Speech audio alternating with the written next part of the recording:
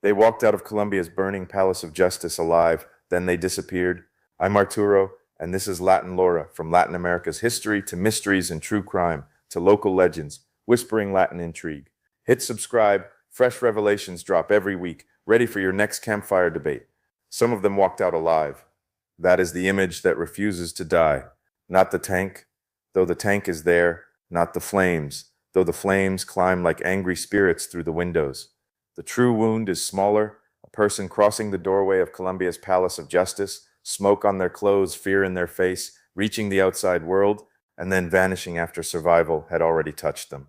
In Bogotá, on November 6th and 7th, 1985, the House of Law became a furnace. The Palace of Justice stood in Bolivar Square, in the heart of the capital, where people came carrying petitions, case files, signatures, accusations, hopes, and little folders tied with string.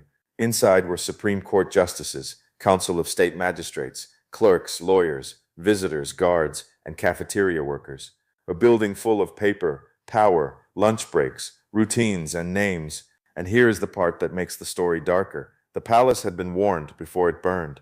In the days before the attack, magistrates had received threats. Security had been reinforced, then reduced. The building that held the nation's law, the building where the highest judges worked, entered November 6th with a thinner shield than the danger deserved. History does this sometimes. It does not open the door with thunder. It loosens the hinge first. Colombia remembers those 2 days as a siege, a fire, a guerrilla attack, a military retaking, and a national trauma. But for the families of the disappeared, the decisive moment was not only the explosion or the armored vehicle or the flames, it was the exit. Because some of the missing did not disappear inside the palace, some appear to have left the palace alive. The siege ended. The disappearances did not. That is why this story cannot be told like a battle movie. The bullets matter, yes. The guerrillas matter. The soldiers matter. The dead matter. But if we only stare at the firefight, we miss the colder horror that came afterward. A person who dies in a fire leaves a forensic question. A person who exists and vanishes leaves behind a political one. Who had them when the record stopped speaking? The Palace of Justice was supposed to be the place where Colombia kept its memory disciplined. Names entered as documents, arguments entered as cases, crimes entered as evidence. The archive was meant to hold the nation steady while everything outside was shaking. But on those November days, the archive burned. And then the building kept many of its dead inside, while outside some of the living slipped into custody, suspicion, and silence. By 1985, Colombia was not walking through one war. It was walking through several at once. Guerrilla movements challenged the state. Drug cartels were growing into empires with guns, money, and judges in their sights. Politicians were threatened. Kidnappings and assassinations had become part of the national weather. The country was learning that violence did not always arrive like an enemy army. Sometimes it arrived in a briefcase, in a courtroom, in a radio message, in a rumor. The April 19th movement, known as M19, was born of anger over Colombia's disputed 1970 presidential election. It built its legend with theater as much as rifles. It stole Simón Bolívar's sword. It staged operations meant to force the cameras to look. It wanted symbols, stages, microphones. And the Palace of Justice was more than a building. It was the stage where the state claimed that law still had a voice. So when armed members of the M19 entered the palace in the late morning of November 6th, they were not choosing a random target. They were striking the roof beam of the Republic. They said they wanted to put President Belisario Betancur on trial to draw attention to a broken peace process. But symbolic fire has a way of becoming real fire. Within minutes, the theater had hostages, and hostages have names, families, lunch breaks, aching feet, and children waiting at home. Imagine the palace before the first shot. A judge listening to arguments. A clerk is balancing papers against her chest. A cafeteria worker is counting cups. Someone is asking where to file a document. Someone is thinking about going home early. Someone walking a corridor they had walked 100 times before. Then doors burst. Rifles appear. Orders echo. And the building stops being a workplace. It becomes a sealed container. The human map inside the palace breaks into frightened islands. The exact timing varies from one reconstruction to another because even the clock was wound that day, but the shape of the morning is clear enough. Late morning, the guerrillas entered. Gunfire erupted. People hid under desks, behind doors, in bathrooms, offices, stairwells, and corridors. Some were seized as hostages, others were trapped by geography itself, upper floors, locked rooms, smoke-filled paths, the simple bad luck of being on the wrong side of a door. Outside, Bolivar Square changed shape. The center of the capital became a ring of uniforms, weapons, commands, and confusion. Police and military units surrounded the palace. Politicians listened from nearby offices, radios crackled, news cameras gathered, hungry and afraid.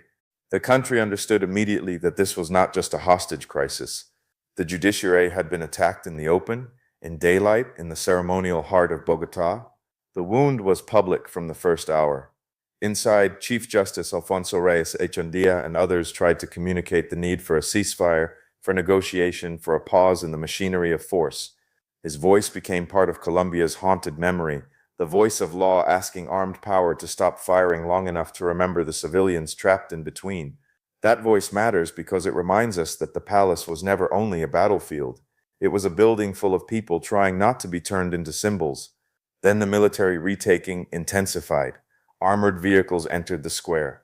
One of them forced its way into the palace, and the image carved itself into Colombian history, steel entering the House of Justice, the state rescuing law by physically destroying the place where law lived.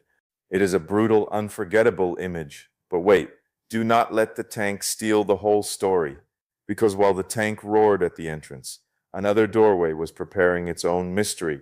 As the afternoon darkened, some survivors began coming out. That should have been the moment when terror loosened its hand. Outside should have meant safety. Outside should have meant water, blankets, doctors, names written carefully on lists, families called, wounds treated, shock understood.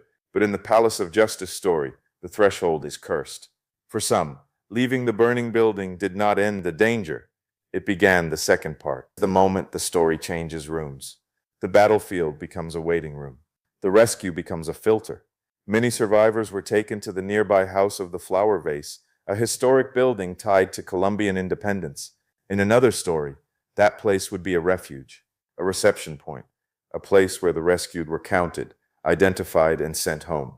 But here, it became something darker, a second scene in which rescue and interrogation met at the same table. People arrived coughing, trembling, half-blind from smoke, and the first question was not only, "Are you hurt?" It was, "Who are you?" That question sounds innocent until power asks it with a rifle nearby. Who are you? A clerk? A visitor? A cafeteria worker? A guerrilla hiding among civilians? A sympathizer? A frightened person with the wrong face at the wrong time? Military intelligence officers searched, questioned, and separated. Rescue became sorting. The cafeteria workers became especially vulnerable to that sorting. Remember the class line inside the palace. Magistrates carried the weight of the state's public dignity. Cafeteria workers carried trays, coffee, soup, change, and dishes. They knew the rhythms of the palace better than many officials did, but their names did not shine in the same way. After the retaking, suspicion fastened onto them. Low-status workers became useful suspects, easier to doubt, easier to erase into smoke. This is one of the cruelest things in the story. A justice killed in the palace became a national martyr, and rightly so. But a cafeteria worker seen leaving alive could be redescribed as a possible collaborator, a shadow, a problem, a person whose disappearance could be swallowed by confusion. The dead judges were mourned in public. The missing workers had to be argued back into existence. The archive burned, but the families remembered. By evening, the palace itself was burning like a library sacrificed to a god no one wanted to name. Legal files, furniture, offices, bodies, evidence, institutional memory, all of it turned to smoke. Fire does not simply destroy things. In a case like this, fire confuses the future. It makes bodies harder to identify. It makes timelines slippery. It lets officials say everything was chaos, as if chaos were a locked room no one can ever open. Inside, hostages were still trapped. Some died from gunfire, some from explosions, some from smoke and fire. Outside, the machinery of custody was already moving. That overlap matters. While some people were dying in the building, some who had survived were already in the hands of the state. The palace was no longer only a crime scene. It was the first link in a chain. Palace, House of the Flower Vase, military rooms, intelligence questions, morgues, cemeteries, missing files. Night fell between November 6th and November 7th, and the city entered that hour when public spectacle turns into private custody. Smoke hid the windows. Commands hid the truth. Families waited for news while officials built an ending, and disappearances do not always occur in a single dramatic gesture. Sometimes they happen through small administrative cuts, a name not recorded, a transfer not admitted, a body not labeled, a list that disappears, a family told to search elsewhere. By the next day, the state regained control of the palace. The official story began to take shape quickly as cement poured over ashes. The building had been recovered. The guerrillas were dead or captured. The nation had suffered. Institutions had to continue. Around 100 people were dead, though even the count became part of the wound. Among them were 11 Supreme Court justices, civilians, state employees, and most of the guerrillas inside. But families began asking a different kind of question. Where is my daughter? Where is my brother? Where is the cafeteria manager? Where is the woman seen leaving? If everyone who has died inside, where are the remains? If remains were found, why were some misidentified? If someone was left alive, who took them? That is when the palace story becomes an argument over one word, alive, not ideology, not military glory, alive. The names tied to the disappearance and misidentification case include Carlos Augusto Rodriguez Vera, Cristina del Pilar Guarin Cortés, Ana Rosa Castiblanco Torres, Gloria Estela Lizarazo Figueroa, Mary Portela León, Lucy Amparo Oviedo Bonilla, Bernardo Beltrán, Norma Constanza Esguerra Forero, and Irma Franco Pineda. The legal treatment of these names has shifted over time because later forensic identifications complicated the original category of disappearance, but the wound underneath remained. That careful wording matters. Not every name carries the same legal status in every judgment, and not every uncertainty has been solved in the same way. Some cases were treated as forced disappearances. Some became entangled with misidentification, failed investigation, or the long delay in determining what had happened. But the central fact did not disappear.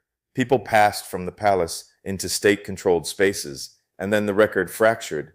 They vanished, were denied, or were returned through broken truth.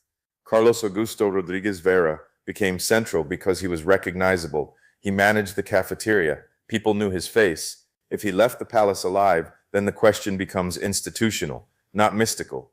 How does a recognizable man pass from a rescue operation into official hands and then disappear? The mystery is not a ghost story. It is a custody story. Who saw him? Who moved him? Who wrote him down? Who chose not to? Irma Franco Pineda complicates the moral field because she was part of the M19. That detail cannot be hidden, and it cannot be used as a permission slip for disappearance. A captured combatant still has rights. A state cannot disappear just because its politics are ugly to you, or because its weapons caused harm, or because the country is afraid. If she were captured alive, her custody would create obligations. The law does not protect only the innocent-looking victim.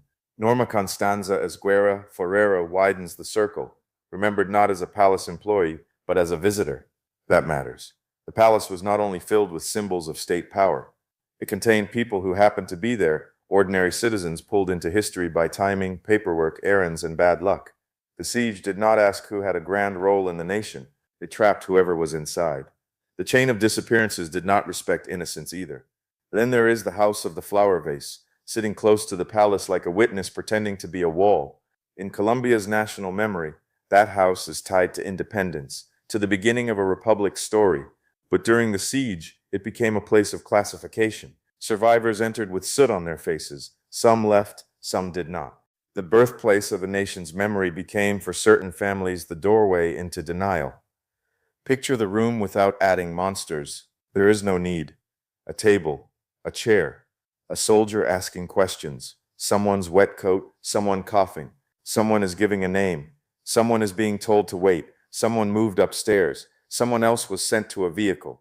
That is enough. The horror is not always in screams. Sometimes it lives in a clipboard, in a hallway, in a decision made by a person who believes suspicion is the same as proof. Every disappearance story has a geography. In this one, it moves from the palace to the house, then possibly to military installations, intelligence rooms, morgues, cemeteries, and archives. The path is not always clean. It bends, it breaks, it hides behind missing logs and contradictory testimony. But the direction of the question is clear. Once people left the burning palace, who controlled their bodies, their names, and the papers that should have followed them? The record fractured in every direction. First, the physical archive was burned. The palace held legal files, judicial records, and matters tied to the state's most sensitive battles. When those files turned to ash, Rumor entered through every broken window. People asked who benefited from the fire. They asked whether the destruction served a purpose beyond the guerrillas' political theater. In Colombia, where power often wears several masks, that question was not paranoia. It was historical instinct. This is where Pablo Escobar enters like smoke, visible everywhere, impossible to hold cleanly in the hand. By 1985, Escobar and the Medellin cartel feared extradition to the United States with a terror deeper than prison itself. Colombian power could be bribed, pressured, or escaped from.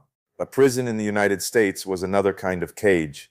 The Supreme Court mattered because extradition was a matter of law, and the palace held part of that legal memory. For decades, Colombians have asked whether cartel money helped push the operation forward. The allegation remains contested, but the motive was obvious. Extradition haunted the files inside that building. The idea is dramatically powerful. Guerrillas storm the high court, the building burns, records disappear, and the country's most feared drug lord benefits. But a powerful image is not the same thing as a final answer. Escobar belongs here as a shadow over the archive, not as the whole story. If we make the story only Escobar did it, we give ourselves an easy villain and lose the harder truth. Escobar may help explain why the files mattered. M19 explains why the siege began. But Escobar does not explain why people who survived the palace were questioned, separated, denied, misidentified, or disappeared in state-controlled spaces. The missing did not vanish because a file burned. They vanished after surviving the fire. That trail leads back to custody.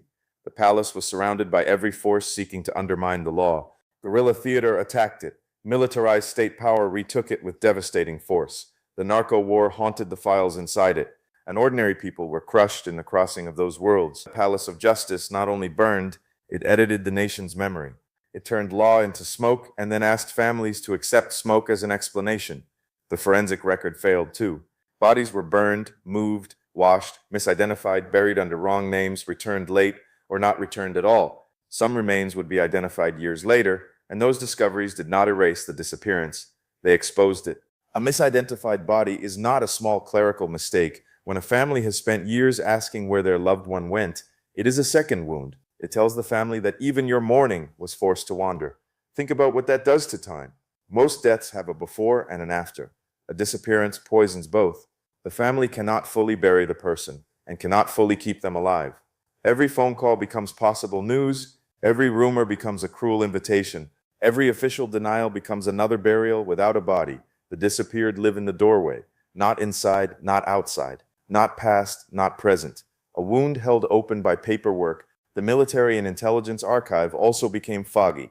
Disappearance does not always require that every record vanish. Sometimes it thrives on partial records, contradictory testimony, unsigned papers, missing logs, broken chains of custody, and officials saying there is no proof, while standing in the room where proof should have been kept. The state can control not only bodies, but the conditions under which truth might survive. That is power at its coldest. And yet there was another archive, the camera.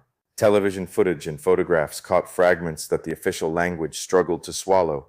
A body moving through smoke, a face near a soldier. A person was escorted away. A man was alive where he was later declared dead or missing. But images have their own cruelty. A video can show survival at one point without showing the next handoff. It can prove the threshold, but not the final room. So families became investigators. Mothers, wives, siblings, children. They studied footage frame by frame. They remembered clothing, work schedules, last conversations, habits, pregnancies, errands, and coffee breaks. They asked morgues, hospitals, cemeteries, military installations, and courts. They learned the language of petitions, appeals, exhumations, and hearings. Grief put on shoes and went to work. In ordinary legal culture, memory is treated as fragile. Here, memory survived where institutions failed. One of the most haunting family stories belongs to Carlos Horacio Oran Rojas, an auxiliary magistrate. For years, his death was folded into the ruin of the palace, as if the building had swallowed him like the others. But later evidence pulled that story apart. The court later found that he had left the palace alive in state custody and was later killed while defenseless. Again, the threshold speaks. Again, alive becomes the dangerous word. That case matters because it strengthens the central wound. It shows that the question was not only whether fire confused the dead, it was whether survival was hidden. A man lives. A body returns to the ruins. A family is handed an answer that does not hold. In that single broken path, The whole palace story becomes visible. Rescue, custody, denial, death, misdirection, and the family forced to stitch together the truth from fragments. Years passed, courts opened and closed like tired doors. Colombian proceedings produced convictions, appeals, reversals, arguments, and new wounds. The Inter-American Court of Human Rights later found Colombia internationally responsible for serious violations tied to the palace case, including forced disappearances, torture, extrajudicial killing, and the failure to investigate properly. But even a judgment does not resurrect the missing. It can name a wound. It cannot always close it. This is why the palace remains politically sensitive. Every side has tried to keep the part of the truth that flatters itself. A guerrilla-centered version says that M19 caused the tragedy by attacking the palace and taking hostages. That is true, but incomplete. A heroic state version says the military saved the nation from terrorism. That ignores the scale of the retaking and the disappearances afterward. A cartel-centered version makes Escobar the puppet master.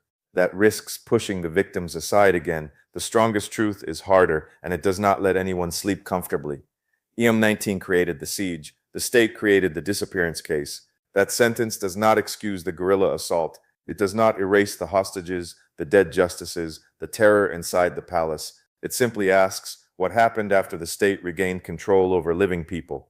The public trauma is not only that the state was attacked, it is that afterward, the state could not account for those in its hands. The first tragedy was the siege. The second was the paperwork afterward.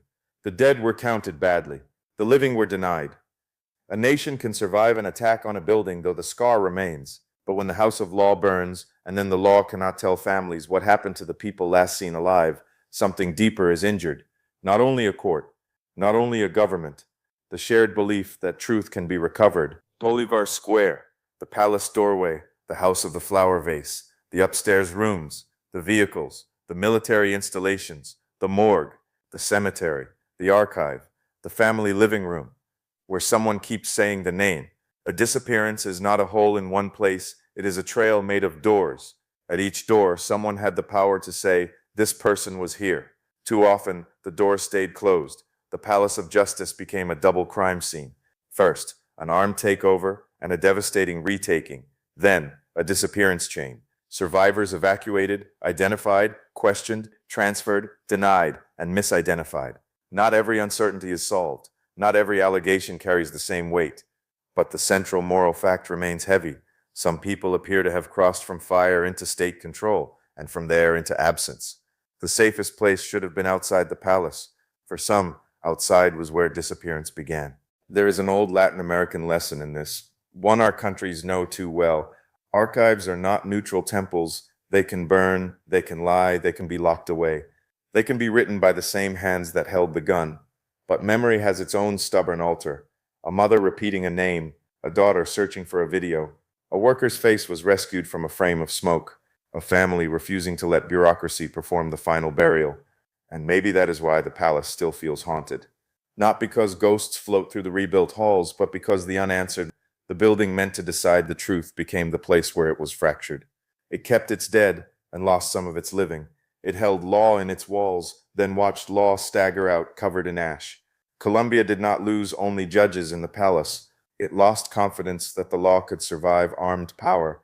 So return to the first image, smoke rising, soldiers moving, cameras shaking, a person emerging from the ruined palace alive. Alive is the word that splits the official ending open. Alive means there was still time to protect them. Alive means someone saw them. Alive means custody began.